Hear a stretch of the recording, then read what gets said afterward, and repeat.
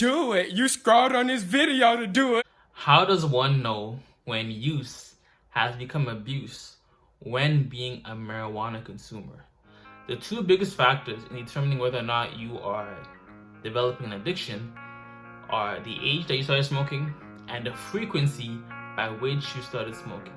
These two factors play the biggest role in how likely you are to be addicted to marijuana. I'm not gonna argue with any of y'all about whether or not marijuana is addictive or whether you think it's not addictive. The bottom line is that if you feel like you have an issue with consuming too much of it and you want to stop and you can't stop, then there's a problem. Ladies and gentlemen, we got him. It may not be a problem for you, but it is a problem for somebody else. And just because you don't struggle with it doesn't mean that that person doesn't struggle with it. You know, there's a reason why some people have a low alcohol tolerance and other people have a high tolerance. Maybe because they consumed alcohol for a longer period of time, or they just have they're more genetically inclined to have a higher tolerance. So a lot of factors play, and you can't just speak from your own experience. What causes an addiction to form? Essentially, when we do something that makes us feel good emotionally or physically, we seek to recreate that pleasurable feeling over and over again, therefore developing a regular habit of said activity or substance. I know that for a long period of time, there has been a misconception about the harmful aspects of weed, right? We know, as studies show now, weed is less harmful than things such as alcohol, for example, which can cause liver cancer or, in a lot of cases, leads to more drunk driving incidences and other deaths compared to smoking marijuana, right? So I understand, I feel like that's part of the reason why when someone comes forward and says they have an issue smoking cannabis, they typically get shamed or they typically don't get the help that they are seeking, right? Because of the long misconception that has surrounded marijuana usage. The bottom line is that any and everything can become an addiction if overconsumed for a prolonged period of time. Think about the whole show, the TLC show, My Strange Addiction. And I'm addicted to drinking paint. As it's going down your throat, it feels very nice and warm, almost like a thicker version of warm milk. Gloria, I'm 28 years old, and my addiction is bleach.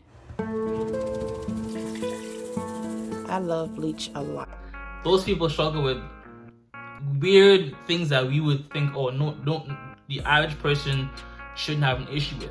But again, like I said, your genetic makeup, how you grew up, how you were born and raised, all affect how likely anything or substance affects you, right? Especially the frequency by which you consume it. So for example, we know pornography, the whole no-fat community, no-fat movement, coffee addiction, Adderall, for example, and obviously the more harder drugs such as cocaine, heroin, crystal methamphetamine, etc. They're not all categories in the same vein, but if you overconsume it for a prolonged period of time, you will develop a dependency and ultimately an addiction. Perhaps you yourself have limited your smoking to only certain times of the day or certain periods of the day, and you feel like you are good. So hopefully this video will either confirm or debunk your initial hypothesis about your weed use. The best indicator in my opinion has always been to go on a 1-week tolerance break from marijuana just to see how you feel. If you can go a week without smoking marijuana, or 2 weeks even, definitely a week. If you can go a week without smoking marijuana, I feel like you probably have no issue. But more than likely, if you go that week, you will experience some withdrawal symptoms such as insomnia, lack of appetite, and if you are experiencing those things, then you definitely were overly dependent on weed. But if you're able to go the full 1 week, I would say for the most part, you aren't overly hooked. But the biggest determiner in terms of whether or not you are dependent on weed is to go 1 month. 1 week just to see how your tolerance is. But the biggest factor is a 30-day detox, essentially. It is what it is. It is what it is. So I'm gonna get into a little bit of your personal business with the following questions. These questions are brought to you by howtostopsmokingpot.org. So I'm going to discuss it with you in this video. These are all yes or no questions. If you say yes to 1 to 10 of these questions, you are in the danger zone. But if you said yes anywhere from 11 to 20 of these questions, it is a clear sign of addiction, right? So 11 to 20, the 11 mark is the clear sign of addiction marker. So no long talk, let's go straight to it. Hello my friends, I'm Professor Hans von Puppet. The sponsor of today's video is you. No really, it's you. Thank you for watching the video. Now smash that like button before I smash you. Did you do it? Did he do it? You've done it? Yes! Great. Your service is greatly appreciated. Now please enjoy the rest of the video. Number 1. I look forward to using weed as it's a reward for tough things I face that day or week. Yes or no? Most of my friends smoke weed or use weed, consume weed. Yes or no? I get along better with people who also enjoy weed.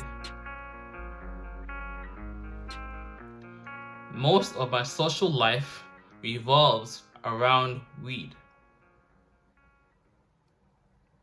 Yes or no? How many yeses so far? I cannot truly express myself without weed.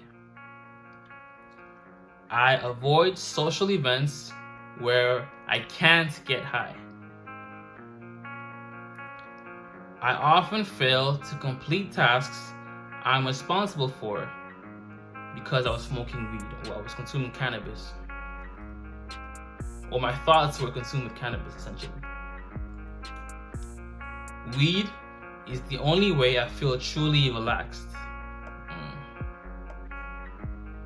I often smoke more at one time than I really wanted to or planned to.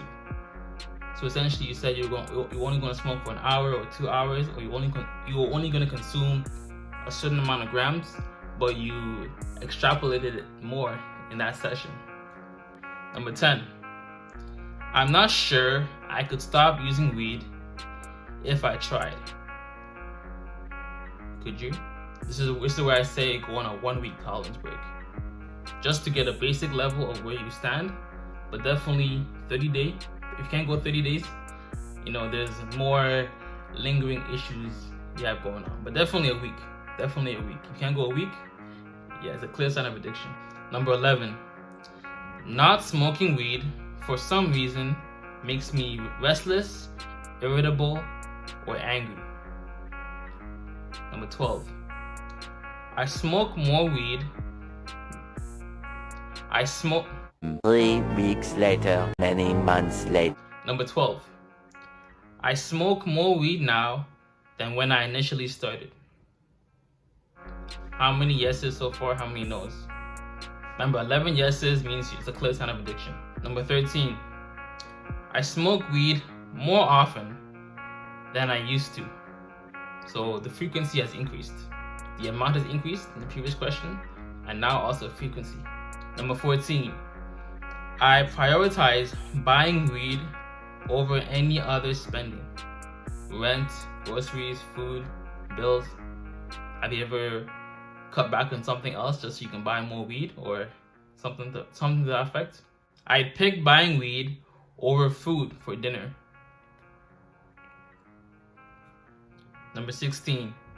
I've lied or misled people about how much weed I use or consume. Number 17. Weed sometimes interferes with my normal daily habits. Example, taking a shower, taking the garbage out, meeting with a friend. You rather stay at home and smoke as opposed to go out with your friends. Number 18. This is probably the one that I've seen as the biggest indicator. I've tried to cut down or quit before, but found it too difficult.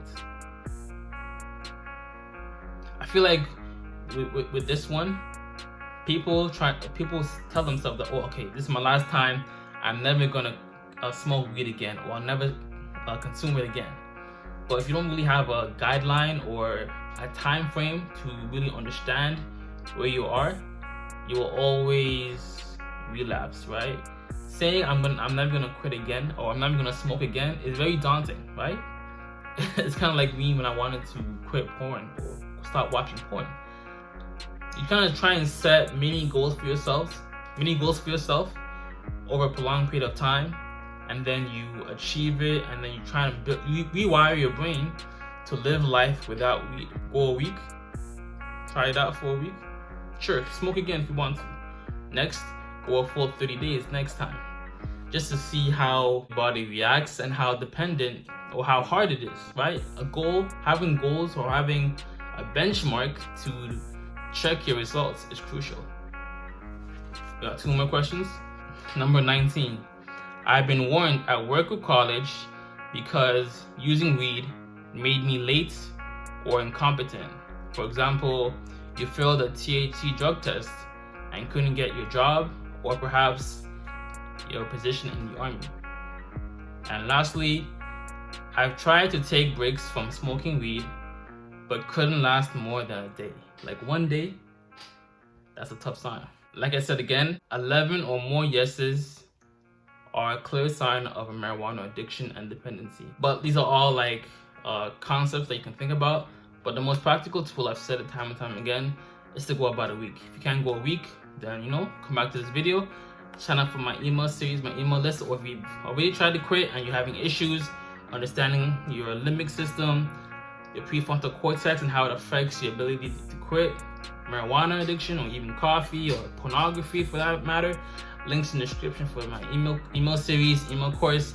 I'll walk you through the psychology and understanding why it's so hard to quit an addiction or to quit something, even though you constantly tell yourself you want to quit in the first place.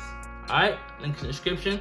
Watch some of my other videos about marijuana withdrawal symptoms and some other people's practical real life experience with over-consuming cannabis.